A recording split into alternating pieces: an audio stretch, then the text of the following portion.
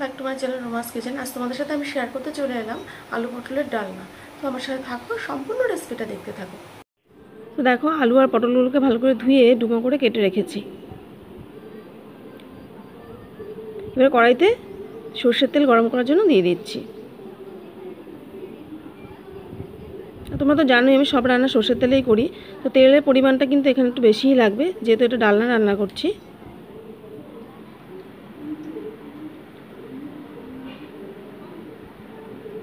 তো চলো, তেলটা গরম হওয়া পর্যন্ত অপেক্ষা করি একটু।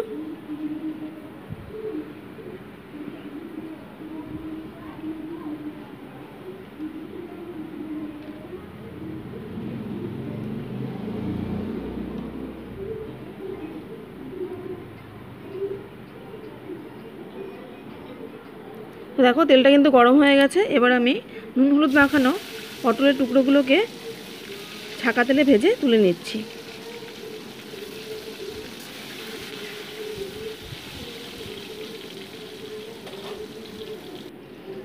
তো দেখো, পটল কিন্তু ভাজা হয়ে এসছে, আমার কালারটা কেমন চেঞ্জ হয়ে গেছে। তো এবারটাকে আমি তুলে নেব।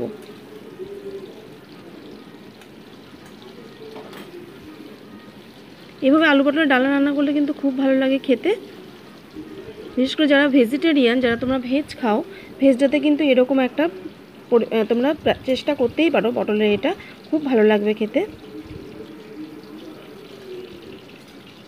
তো এবার পরের ব্যাচের পটলগুলোকেও কিন্তু আমি দিয়ে দিচ্ছি।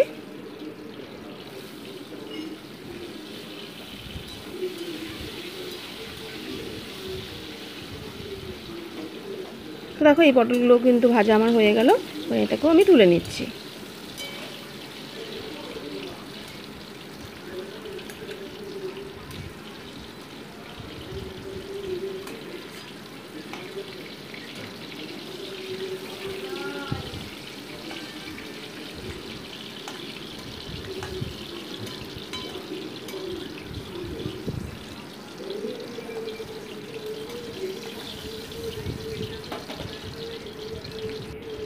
এবার তেলের ওপর দিয়ে দিচ্ছি গোটা জিরে, আর দিয়ে দিচ্ছি কেটে রাখা আলুর টুকরোগুলো। আলুর টুকরোগুলোকেও ভালো করে আমি ভেজে নিচ্ছি।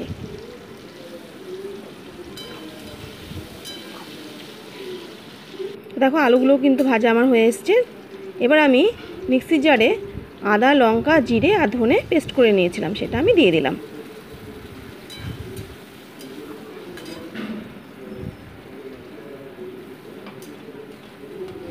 আর অ্যাড করে দিলাম আমি পরিমাণ মতো নুন হলুদ দিয়ে ভালো মতো মশলাটাকে আমি কষিয়ে নিচ্ছি। তো দেখো, মশলাটা কষানো কিন্তু আমার হয়ে এসছে প্রায়। এবার ভেজে রাখা পটলের টুকরোগুলো এর মধ্যে অ্যাড করে দিচ্ছি আমি, দিয়ে ভালো মতো এটাকে কষিয়ে নিচ্ছি।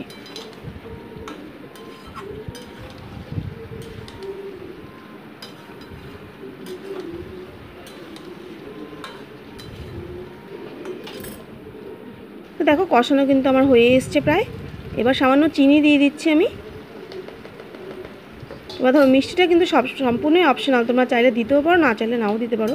যেহেতু এটা ভেজ আইটেম, তো একটুখানি চিনি দিলে কিন্তু ভালোই লাগে খেতে। এবার আমি মশলা ধোয়া জলটাই এর মধ্যে অ্যাড করে দিলাম।